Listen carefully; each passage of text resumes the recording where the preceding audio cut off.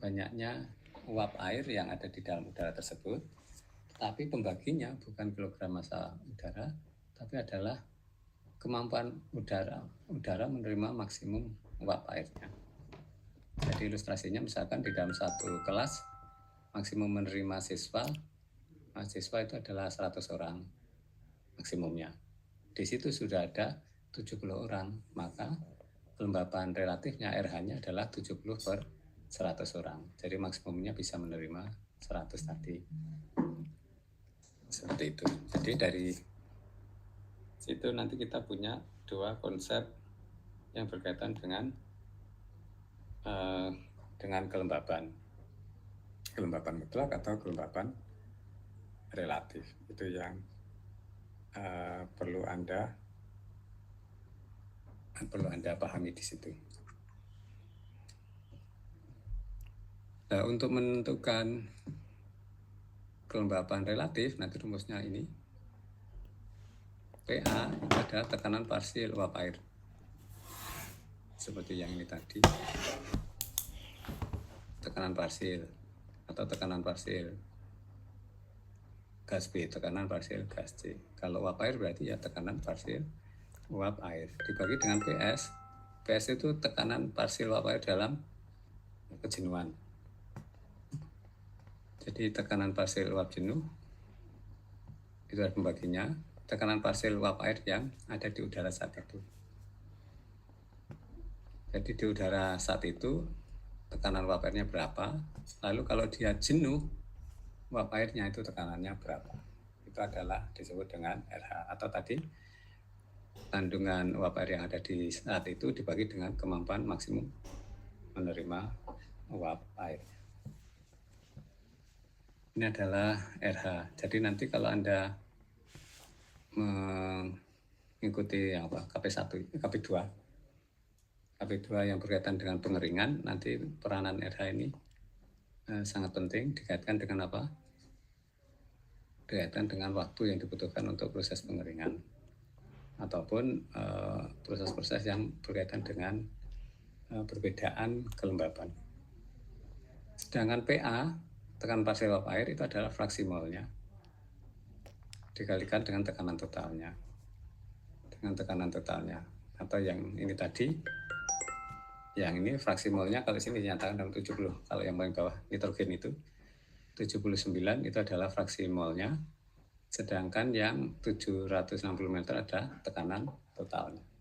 Jadi tekanan total di udara sekarang ini misalkan 1 atm atau 760 mm Hg, maka tekanan parsial nitrogennya adalah fraksinya atau porsinya yaitu 79% dikalikan dengan tekanan total.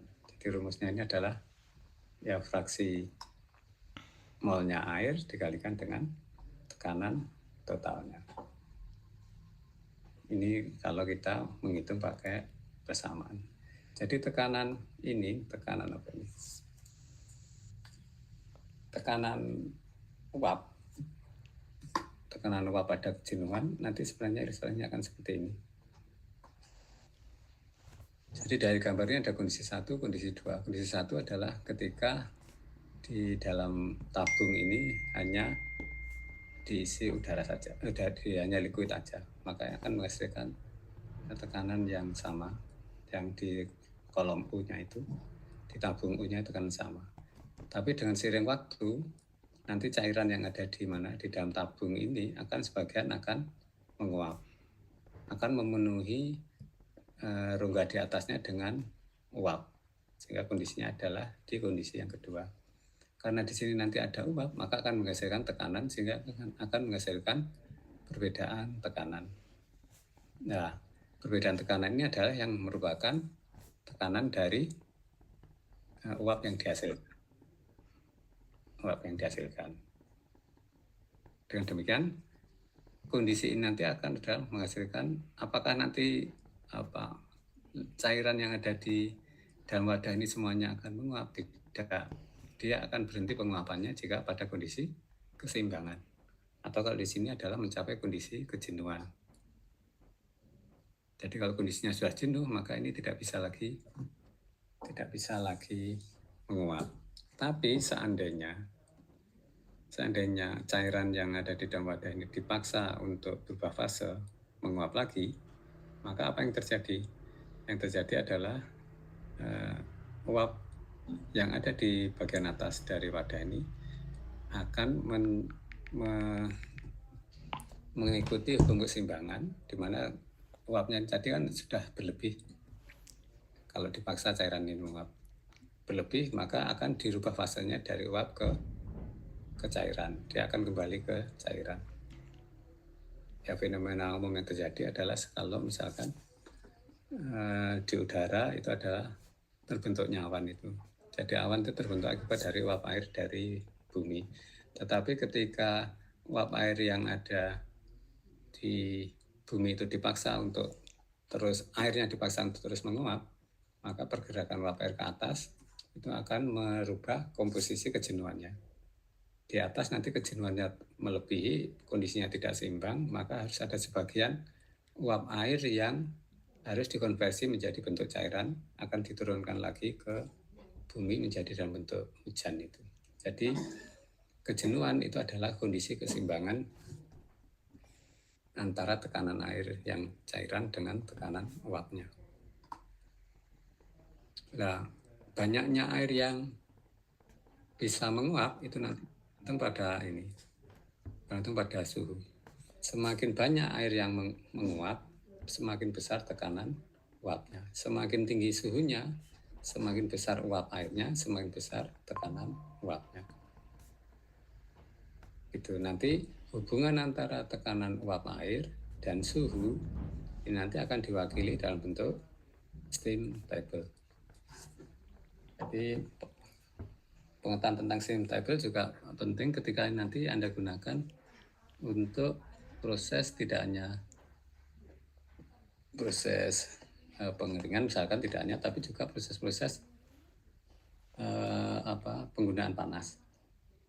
Karena di industri berbasis makanan banyak steam yang digunakan sebagai sumber panas.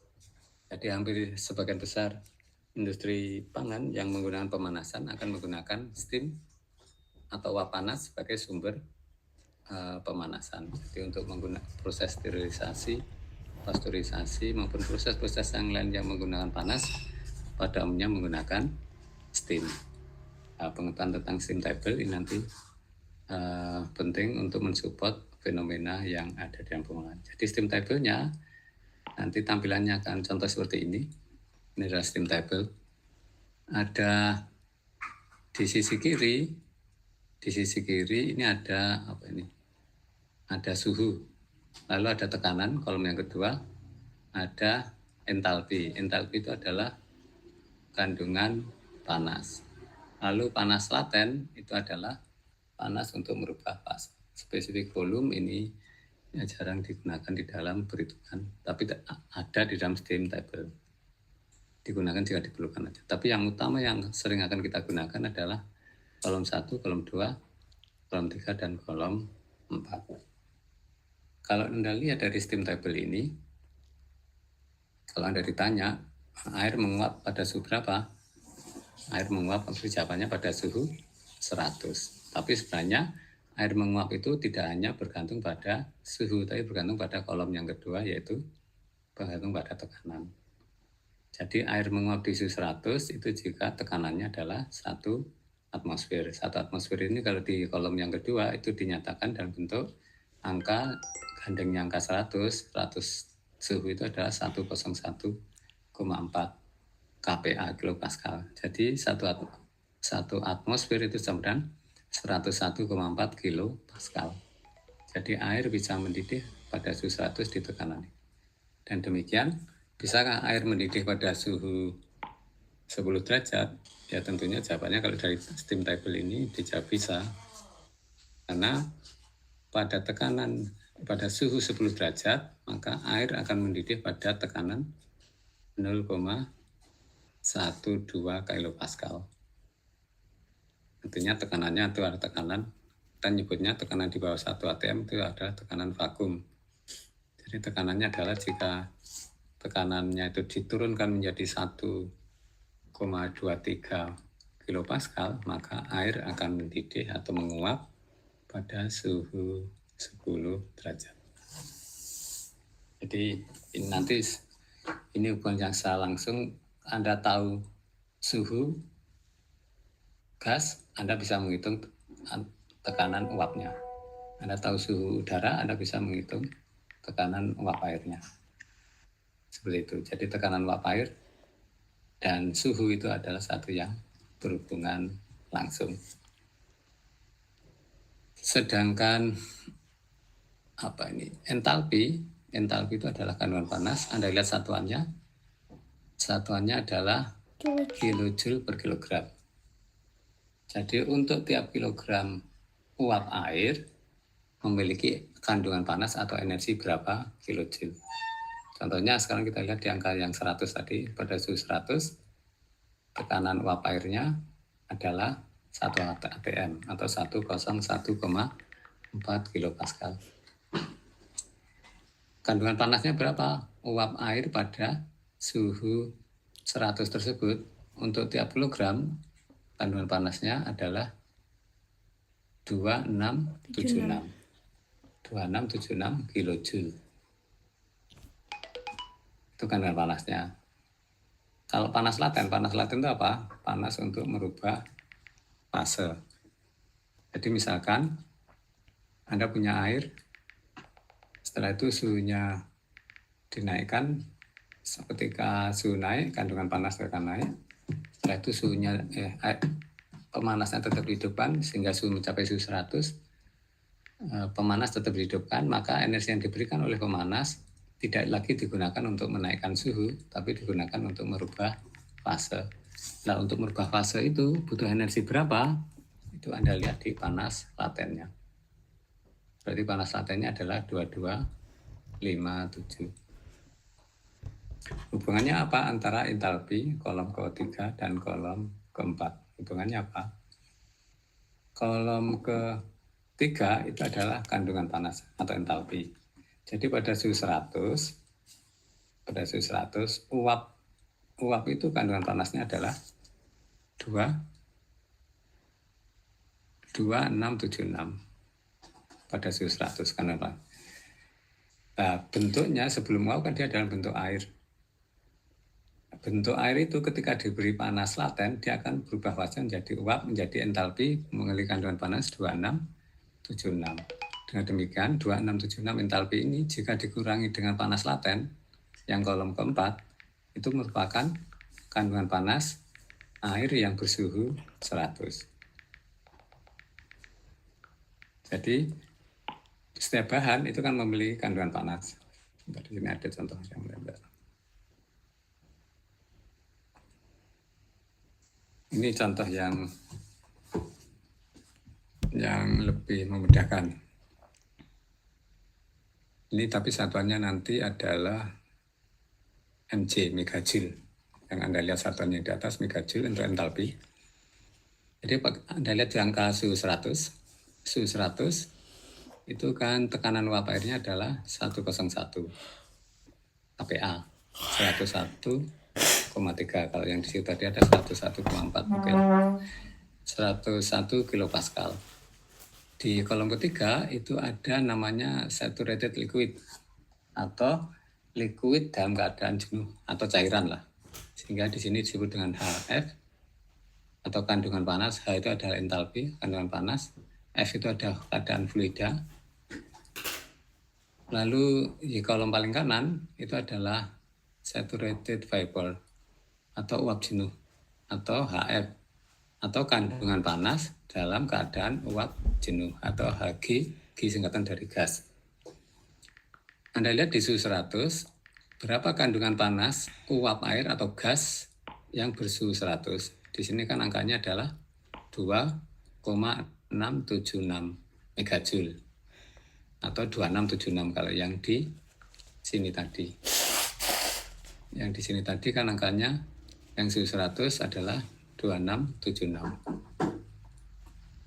Jadi yang di suhu 100, jika keadaan gas, kandungan panasnya adalah 2676. Lalu kalau keadaannya cair, berapa?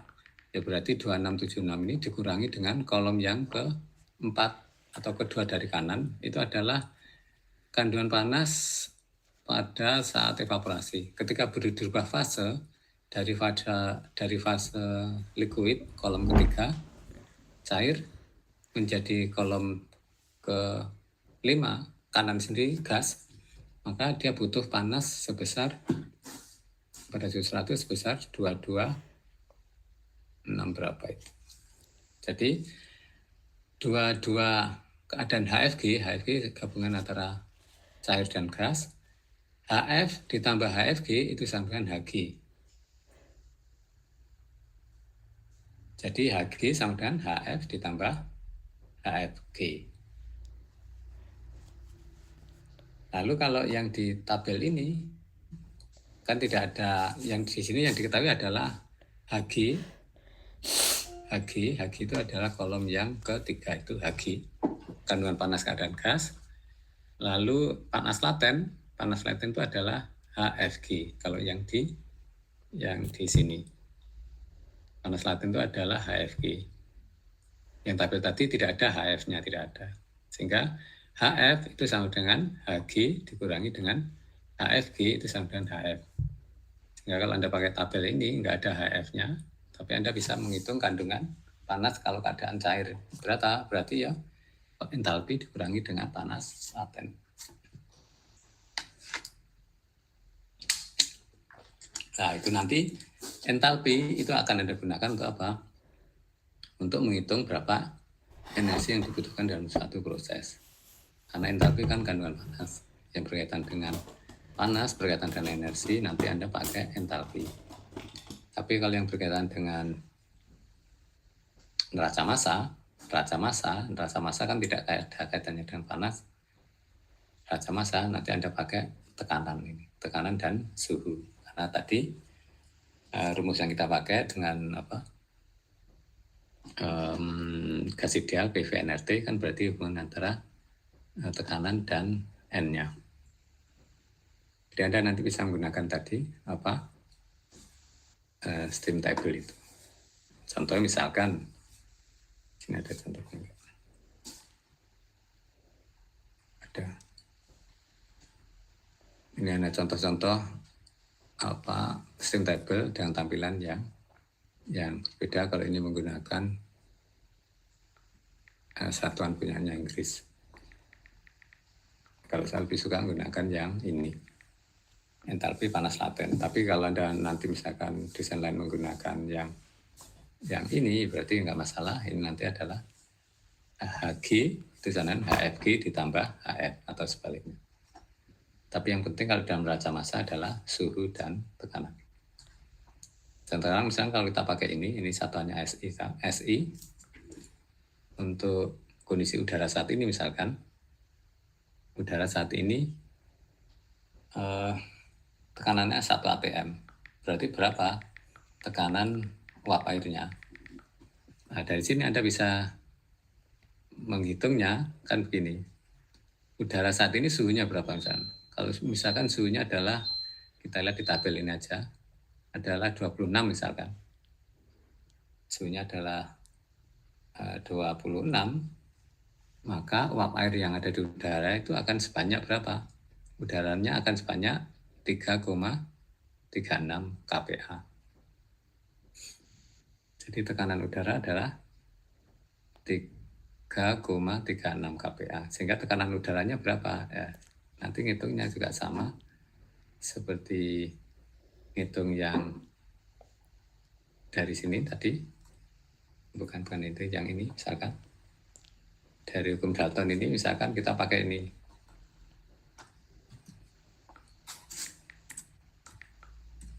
Ini dengan kata-kata adalah udara mengandung udara yang di sana di sekitar Anda hanya mengandung udara dan mengandung uap air, atau ini adalah uap air, ini adalah udaranya, dan tekanan totalnya adalah 1 atm. Tekanan totalnya 1 atm. P total 1 atm. 1 atm itu sama dengan berapa? Kalau yang tadi Ini sama dengan 101,4 kilo Pascal. Kalau menggunakan tabel yang ini. 10 yang suhu 100 itu 101,4. Jadi udara di sekitar Anda yang bersuhu 26 derajat Celcius, berapa banyaknya uap air yang ada di udara tersebut, misalkan kali seperti itu. Jadi tekanannya kan 1 atm di udara, misalkan hanya mengandung udara dan uap air. Misalkan aja ini adalah tekanan totalnya 1 atm, maka tekanan udaranya berapa, tekanan uap airnya berapa. Nanti dari sini, dari steam table, Anda bisa mendapatkan data P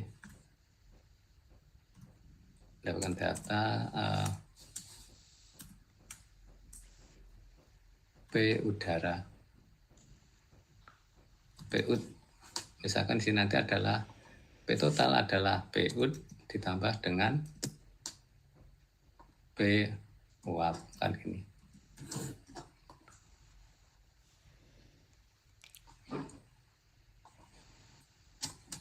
Nah, P uapnya Anda bisa dari mana? Dari steam table.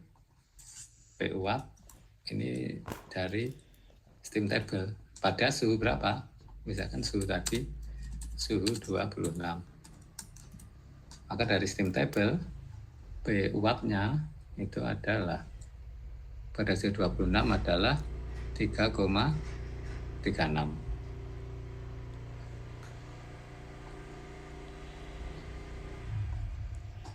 Maka 3,36 kPa. Dengan demikian tekanan udara berapa? Maka Anda bisa ngitung P udara sama dengan P total dikurangi dengan P uap. P totalnya ini, P uapnya ini. Maka P khusus udara saja jika tidak mengandung uap air adalah sebesar sama dengan 101,4 dikurangi 3,36. Maka Anda akan mendapatkan ini supaya gampang bulatkan aja sama-sama 4 ya. Berarti 4 hilang, 101 tinggal 9, 8 kPa. Terus nanti pertanyaannya, berarti nitrogennya berapa, oksigennya berapa? Ya angka ini adalah P total untuk oksigen dan nitrogen. Di mana oksigennya adalah 21 bagian, nitrogennya 9. Sehingga kalau khusus P untuk P apa? P nitrogen, maka ini sama dengan 0,79 dikalikan 98. Kalau P-nya O2 ya sama, ini sama dengan 0,21 dikalikan 98, seperti itu. Sehingga yang penting nanti untuk yang punyanya uap air, Anda melihatnya dari steam table. Jadi itu pengurutan dengan neraca massa. Dengan neraca massanya. Tapi kalau nanti dengan berkaitan dengan panas, penggunaan keseimbangan panas yang diajarkan entah Bu Fitri atau Bu Elok, nanti Anda menggunakan steam table ini, tapi lebih fokus di mananya?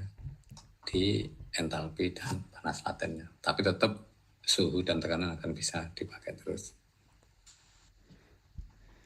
Sekarang Anda juga bisa menghitung tekanan parsial jika diketahui kelembapan mutlaknya. Tadi kan kelembapan dalam uap air ada 2, kelembapan saja yang merupakan kelembapan absolut atau kelembapan mutlak, satuannya kilogram per kilogram, kilogram uap per kilogram udara. Kalau kelembapan relatif adalah tekanan parsial uap dibandingkan dengan tekanan kejenuhannya. atau tekanan kejenuhan PS ini dilihat di mana? Di tekanan kejenuhan pada suhu tersebut itu ada di steam table. Yang ini nanti bisa dihitung. Ini ada udara bersuhu 50. Bersuhu 50. Kelembapan mutlaknya sekian. Anda disuruh menghitung tekanan parsial uap airnya. Tekanan parsial uap air itu Anda bisa menghitung pakai rumus yang ini kan. Yang ini.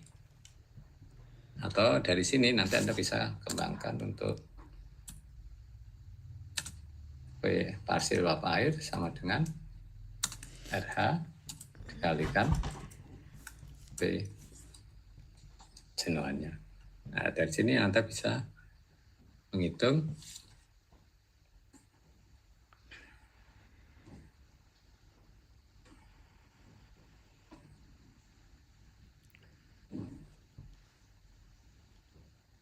pada suhu 50 tekanannya adalah 1 atm. Tekanannya adalah 1 atm, ada PT-nya. Lalu di dalam kejenuhan ini mengandung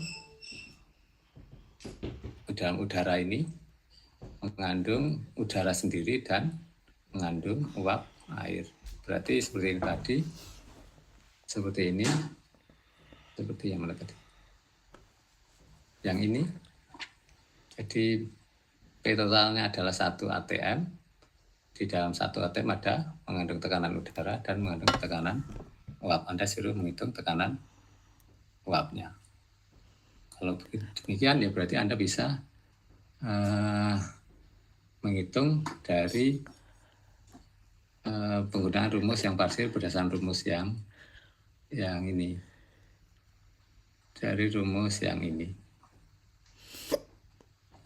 Jadi dari sini Anda bisa menghitung tadi ini kelembapan absolutnya. Dari kelembapan absolut berat molekul udara sekian. Ini kemarin kan sudah kita jelaskan 29 dari mana dan air adalah sekian berat molekulnya. Maka fraksi molnya adalah mol air dibagi dengan mol total. Mol total itu adalah udara ditambah dengan air. Ini adalah punyanya udara saja.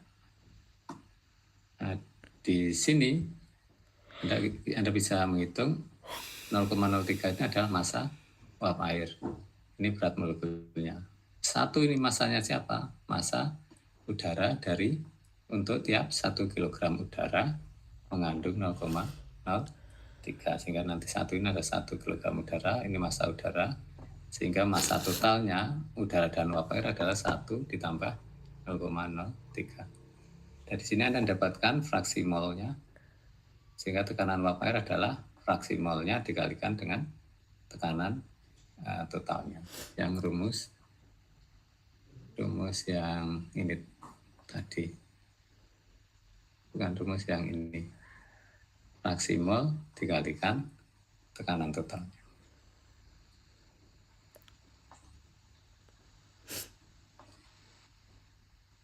Kalau dikaitkan dengan apa tadi? RH misalkan, Anda juga bisa menghitung.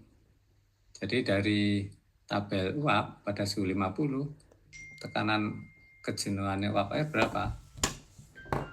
Ketekanannya adalah ini, suhu 50.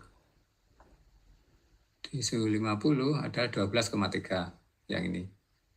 12,3 itu adalah PS-nya. PS-nya adalah 12,3. Kan rumusnya yang ini tadi, RH.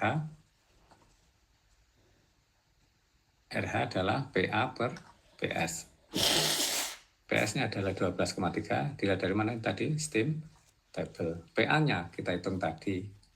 Kita menghitungnya ketemunya PA kan yang ini. Sehingga 4,87 dibagi 12,3, maka mendapatkan RH-nya adalah 39,6. Ini artinya udara tersebut dengan angka sekian ini termasuk udaranya kering. karena dia masih bisa, ini hanya baru 40 bagian, 40% kan. Masih bisa diisi 60% lagi, bisa diisi uap air. Masih banyak uap air yang bisa diisi. Kalau uap air masih banyak bisa dimasukkan, maka udara tersebut kalau digunakan untuk pengeringan akan mudah untuk membawa uap air dari pangan yang dikeringkan. Itu kan uap airnya tinggi, tapi jika udaranya misalkan RH-nya sudah 80, maka sangat sulit untuk membawa uap air yang ada di dalam bahan pangan. Karena tinggal sedikit kan spare atau sisa tempat yang bisa dimasuki lagi dengan uap air. Kalau ini masih banyak, masih kosong, masih banyak rongga kosong yang bisa diisi dengan uap air. Sekarang fenomena ini juga nanti bisa kita gunakan untuk pengemasan seperti ini, yang kemarin kita bicara masalah headspace. Di sini kan terlihat juga ada headspace-nya, walaupun ini dibotolkan di jar atau toples. Anda lihat itu di bagian atasnya masih ada ruang kosongnya, itu adalah headspace.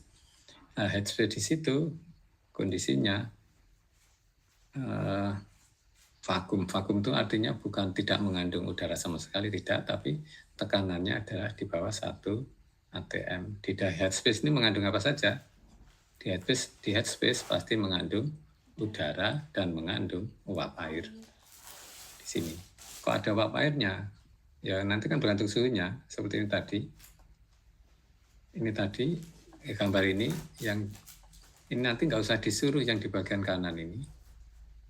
Di bagian kanan itu awalnya kan yang kiri, di kanan suhunya misalkan suhu tertentu, maka dia akan mencapai keseimbangan, akan mengeluarkan uap air mencapai suatu tekanan tertentu ini, atau menjadi steam table tadi. Dan demikian di rongga di bagian atas di sini pasti terisi udara dan terisi uap air. Demikian juga yang ada di sini. Di headspace ini pasti mengandung udara dan mengandung uap air. Cuma tekanannya berapa? Yang pasti tekanan total di headspace pasti kurang dari 1 atm. Atau kondisinya vakum, atau pasti kurang dari 101,4 kilopascal. Nanti Anda bisa ngitung berapa banyaknya uap air, berapa banyak udara. Kuncinya satu, Anda harus tahu berapa suhunya. Karena tadi kalau Anda menggunakan steam table, Anda kalau tahu suhunya, kolom kiri, Anda bisa mendapatkan kolom kanannya. Kolom kedua itu bisa Anda dapatkan.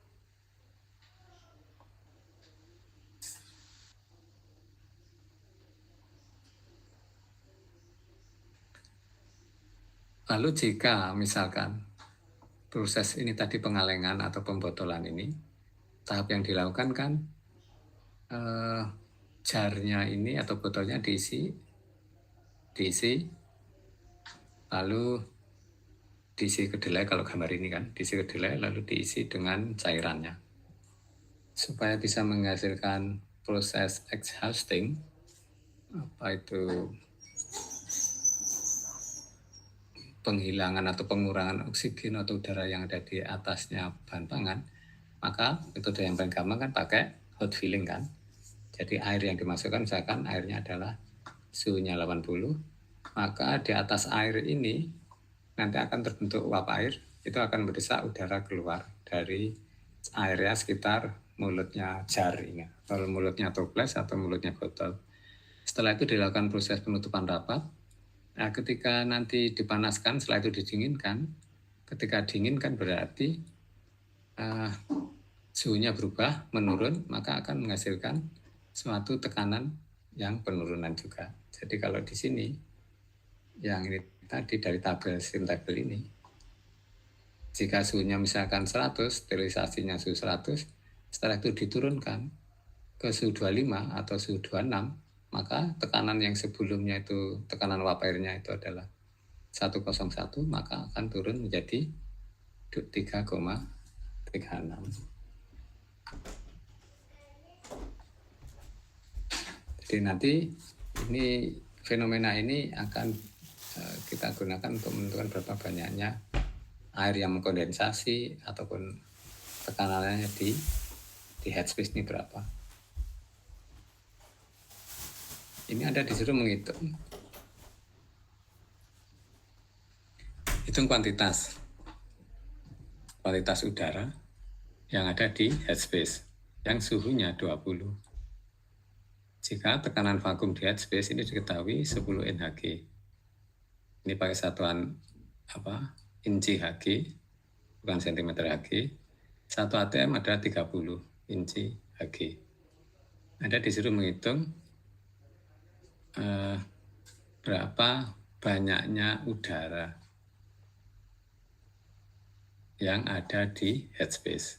Yang penting lagi adalah headspace-nya itu mengandung uap dan mengandung udara. Yang ditanya udaranya saja. Di sini tadi. Nah, di sini kan di headspace-nya ada udara dan uap air.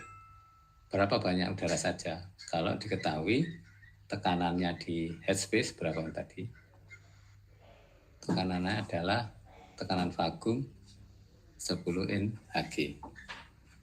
Nah, nanti pesan saya juga untuk Anda menggunakan tabel ini.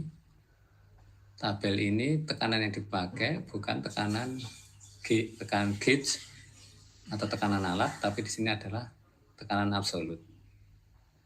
Tekanan absolut. Sehingga seperti ini tadi yang harus perlu Anda perhatikan, itu nanti adalah tekanan 1 atm-nya berapa? Di sini adalah 30. Lalu tekanan headspace-nya adalah vakum 10. Artinya apa itu? Ini kan tekanan bukan absolut.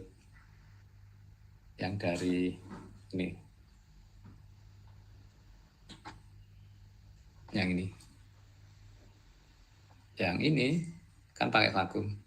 Berarti tekanan absolutnya adalah atmosfer dikurangi P vakum.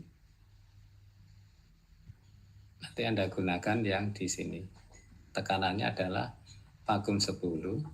Anda bisa menggunakan steam table jika tekanannya apa? Absolut. Maka NHG vakum ini harus Anda jadikan absolut. Caranya gimana? Karena ini adalah tekanan di bawah 1 atm, maka Anda pakai rumus yang ini. Tapi kalau tekanannya itu lebih dari 1 atm kan gauge ini. Absolut ditambah absolut sama dengan atmosfer ditambah gauge. Sehingga untuk menggunakan absolutnya, karena itu kurang dari 1 atm, Anda pakai rumus yang ini. Sehingga tekanan uap pada suhu 20, jadi Anda tidak bisa menggunakan misalkan NHG yang 10 ini tadi, langsung Anda pakai, tidak bisa. Anda harus konversi ke absolutnya, maka atmosfer dikurangi vakum ketemunya 20 NHG. Ini dikonversi ke PA, Hg ke PA, ketemunya angka sekian.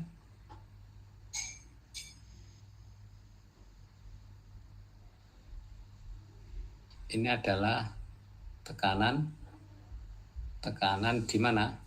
Tekanan di headspace. Jadi tekanan di headspace adalah 67.000 atau kalau di kilopascal kan berarti 67,727 kPa.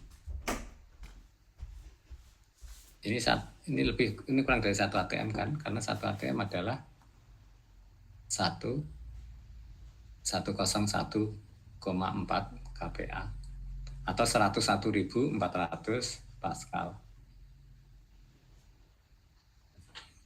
Dan demikian 20 NHG Anda hitung menjadi, kalau Anda pakai tabel tadi tabel yang SI, jadikan Pascal, ketemunya adalah tekanannya sekian. Sudah, ini adalah tekanan di headspace. Tekanan di headspace ini mengandung apa saja di headspace itu? Mengandung uap jenuh dan udara. Uap jenuhnya berapa? Tekanan jenuh, uap jenuhnya. Ya kita lihat aja dari suhunya. Dari suhu Anda dapatkan uap jenuhnya. Yang ditanyakan adalah hitung kuantitas udara. Kuantitas itu kalau rumusnya PV-nRT yang ini, Anda kan pakai ini. Kuantitas itu adalah Anda hitung banyaknya ini, N-nya ini. Asalkan Anda bisa ngitung N jika apa? Anda tahu tekanan parsial udaranya. Volume sudah diketahui 15 mili, suhunya diketahui berapa tadi, 20 derajat Celcius atau berapa. Tetapan gas tahu, nah tinggal Anda menghitung tekanan parsial udaranya ini, PA, maka Anda dapatkan NA-nya. Nah, PA dapat dari mana? PA dapat dari ini. PA misalnya punya udara ya. P udara itu Anda bisa peroleh dari P total dikurangi P uap. P totalnya berapa? Ya berarti P-nya siapa? P headspace. P uap. P uap air pada suhu ya berapa tadi di situ? Suhunya adalah 20 derajat. Sehingga dari sini Anda bisa suhu 20 derajat Anda mendapatkan tekanan uapnya. Suhu 20 tekanan uapnya adalah 2,34. Sehingga angkanya ini 23,36. Tapi lebih dari. Tapi yang tidak, ini kan satunya PA. Kalau KPA ya berarti 2,33. Ini PA, semua di PA kan. Terus ini ada tekanan di headspace. Jadi PT dikurangi P uap, Anda dapatkan P-nya udara saja. Kalau P udara sudah diketahui, maka kan rumusnya PV nRT kan rumusnya. Jadi P udara dikalikan PV sama dengan N udara dikalikan R dikalikan T. Begitu. P udara Anda sudah dapatkan yang ini. Volumenya Anda dapatkan mana tadi? 15 mili. Nih. Nanti dikonversi aja kalau SI ya jadikan meter kubik. Tetapan umum gasnya Anda bisa searching, googling. Di sini tetapan umum gas adalah 8315. Suhunya 20 di kelvinkan. Jadi ini. Dari situ N udara adalah sekian kilogram mol. Berapa kilo? Ya ini tinggal diapain kalau ditanya berapa kilogram? Kalau di kilogram kan ya berarti sama dengan angka itu dikalikan 4, itu dikalikan MR-nya udara. MR udara berapa? 29. Maka Anda dapatkan kilogramnya. Kalau kilogram mol ya sekian. Kalau kilogram udaranya dikalikan MR yang 29. Jadi sudah Anda dapatkan di situ. Berarti udaranya tekanannya adalah sekian. Terus kalau ditanya yang merusak apa ya di headspace ini. Di headspace yang diakuti makanan kan kandungan oksigennya. Ya dari sini Anda bisa ngitung berapa banyaknya oksigennya nih dengan yang dari ini tadi proporsi 79 dan 21 ini. Kalau ini ada 70 cm Hg, tapi kalau yang itu tadi dikalikan tekanan udaranya saja. Yang ini. Jadi nanti Anda bisa menghitungnya di situ.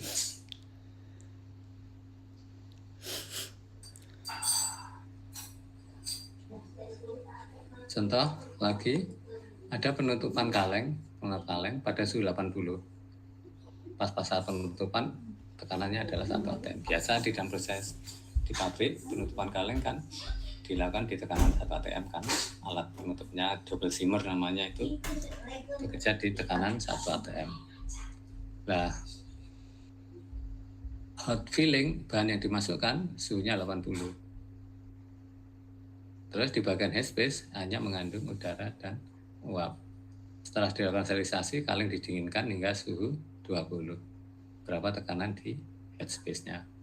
Diasumsikan volume headspace adalah tetap. Berarti ini adalah dari kondisi 1 ke kondisi 2. Berarti Anda pakai apa? Kondisi 1, kondisi 2 Anda bisa pakai yang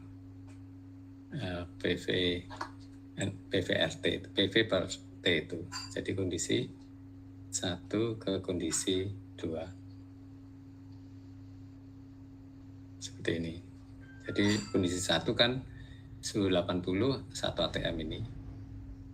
Kondisi 2 suhunya adalah 20, Anda dapatkan P totalnya.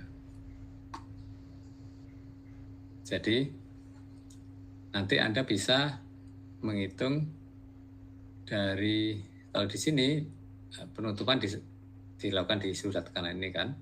Pada suhu 80, tekanan uapnya berapa Anda bisa dapatkan. Dari tekanan 1 atm, kalau uapnya sekian, punyanya udara berapa? Ya ini dikurangi dengan ini. Maka Anda dapatkan yang ini.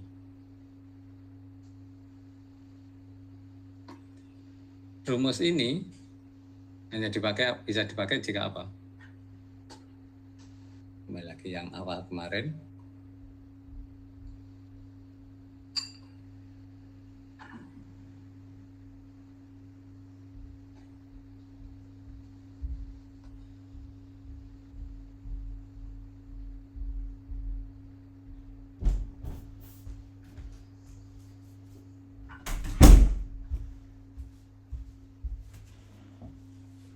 Kemarin jadi mananya? Ini. Rumus ini bisa dipakai jika apa? Kondisi 1 ke kondisi 2. Jika tidak terjadi perubahan kuantitas atau perubahan mol. Jika tidak terjadi perubahan kuantitas atau perubahan mol, maka ini bisa dipakai. Jika terjadi perubahan, maka ini nggak bisa dipakai. Misalkan ini tadi kasusnya.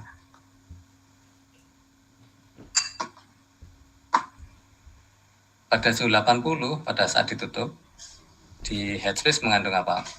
Udara dan uap kan. Ketika pada suhu 20,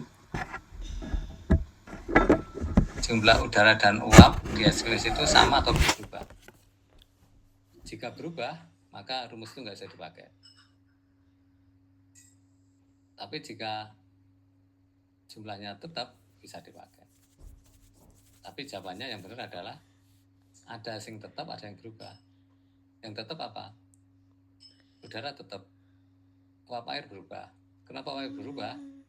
Karena ketika suhu 80, dia dalam bentuk uap kan.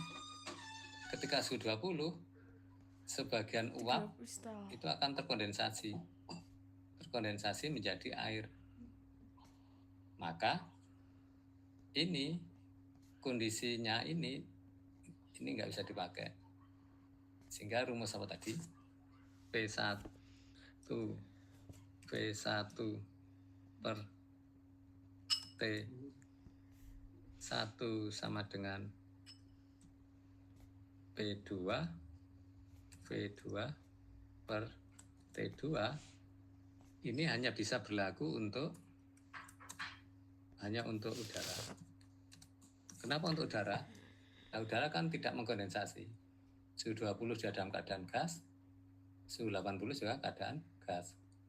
Tapi kalau uap air, suhu 80 dalam keadaan gas, suhu 20 sebagian sudah mengkondensasi, sebagian masih dalam bentuk gas.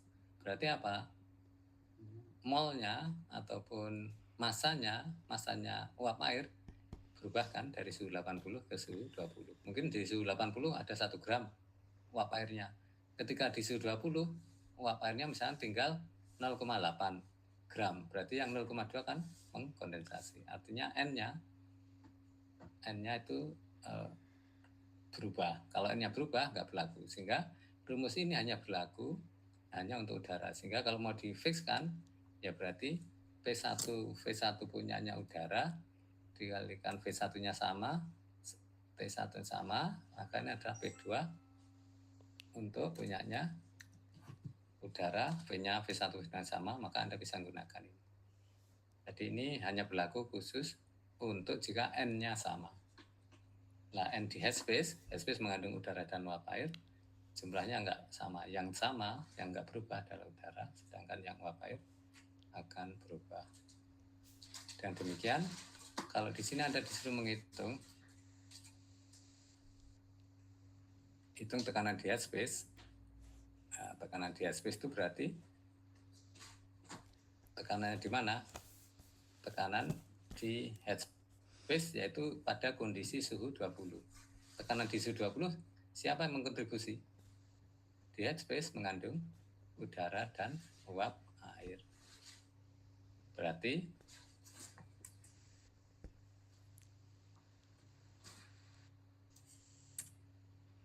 P2 kondisi 2 P2 headspace ini merupakan P2 dari udara ditambah P2 punyanya uap, kan gitu.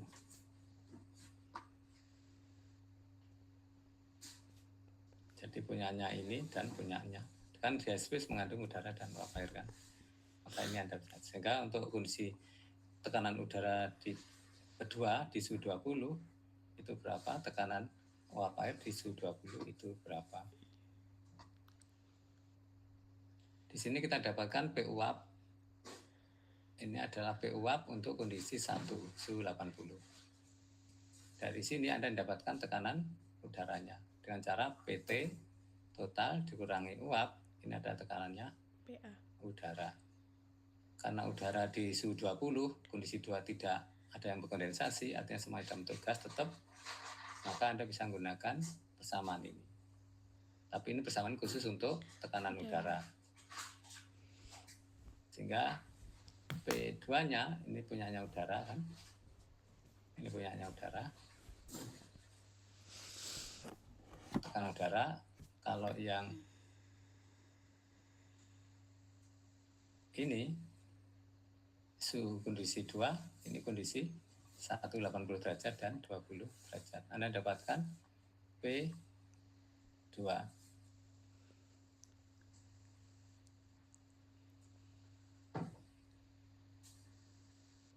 P2-nya punya siapa ini? Punyanya udara. Bisa ditulis P2 punyanya udara. P2 dari udara. Pada suhu 20 Anda lihat steam table, Anda dapatkan tekanan uapnya kan, tekanan uap sekian. Sehingga P totalnya, P di headspace, P2 di headspace itu adalah ini ditambah ini. Jadi P2 di headspace atau disebut dengan PT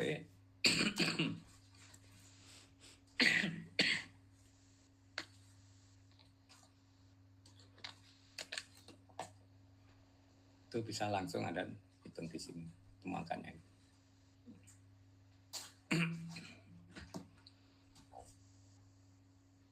Dan ini tugas yang Anda kerjakan.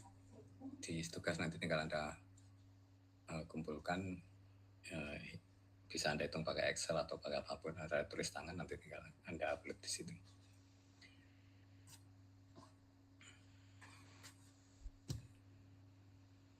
Jadi saya rasa itu mungkin ada yang mau ditanyakan. Oke, kalau enggak terima kasih. Saya rasa cukup sekian. Sampai ketemu minggu depan di offline. Assalamualaikum warahmatullahi wabarakatuh. Waalaikumsalam warahmatullahi wabarakatuh. Terima kasih Pak. Oke, sama-sama. Yuk. Terima kasih Pak. Yuk.